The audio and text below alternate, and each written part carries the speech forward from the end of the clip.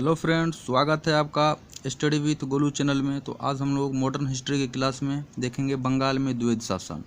और द्वैध शासन क्या है इसके बारे में हम लोग जानते हैं। साधारण भाषा में समझे तो द्वैध शासन का मतलब होता है दो लोगों का शासन। जिस प्रकार हमारे देश भारत में भी दो लोग द्वैध शासन है, क्योंकि एक केंद्र सरकार कर रही है और राज्य में बिहार सरकार। और बंगाल का नवाब नजमुद्दौला 1765 ईस्वी में बना था और यह अल्पवयस्क था। और प्रांतों की सुरक्षा का दायित्व अंग्रेज स्वयं ले लिया और प्रांत की सुरक्षा का दायित्व अंग्रेज अपने जिम्मे पे ले लिया। और उसने एक नया पद अंग्रेज ने सृजन किया जिसका नाम था नायाब सूबेदार, और इसकी नियुक्ति अंग्रेज़ों के द्वारा होती थी। एक नया पद जो बना नायाब सूबेदार, इसकी नियुक्ति अंग्रेज के द्वारा होती थी। और इसका जो काम था फ्रेंड्स, ये जैसे किसानों से कर वसूलना और इस तरह का कुछ काम करवाते थे, और अंग्रेज अपनी सुविधा के लिए इस पद का सृजन किए थे। कंपनी अपना वित्तीय एवं प्रशासनिक काम स्वयं ले लिया। फ्रेंड्स, कंपनी जो है वित्तीय काम और प्रशासनिक काम स्वयं ले लिया। और नवाब को 53 लाख पेंशन, नवाब जो यहाँ पे नजमुद्दौला था इसको 53 लाख पेंशन पे रख दिया, और शाह आलम द्वितीय को 26 लाख पेंशन पे रखा। ये अंग्रेज़ों की चाल थी। अंग्रेज ने नवाब को पेंशन पे रख दिया और वित्तीय और प्रशासनिक काम स्वयं ले लिया।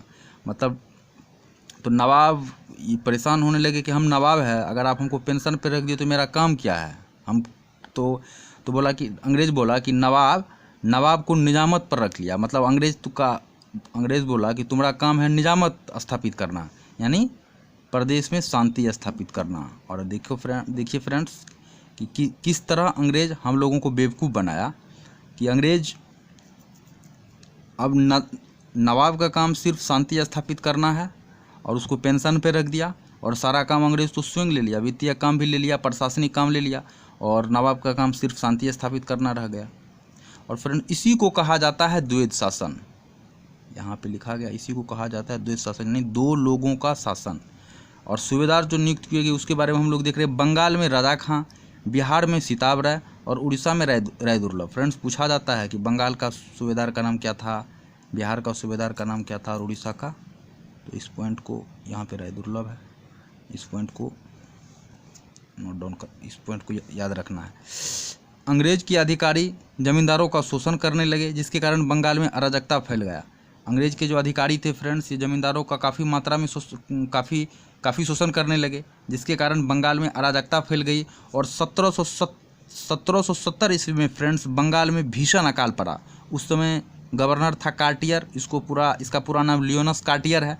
इस 1769 से 72 ईस्वी में 1769 से 72 ईस्वी तक बंगाल का गवर्नर रहा था। और इसके ही शासनकाल में भीषण अकाल पड़ा। तो एग्ज़ाम में क्वेश्चन पूछा जाता है किसके शासनकाल में 1770 ईस्वी में किसके शासनकाल में बंगाल में अकाल पड़ा, तो कार्टियर के शासनकाल में। और बंगाल में 1/3 भाग जनसंख्या भूख से मर गई। फ्रेंड्स, ये सबसे बहुत ही दुर्भाग्य वाली घटना है कि 1/3 भाग जनसंख्या जो है भूख के कारण मर गई।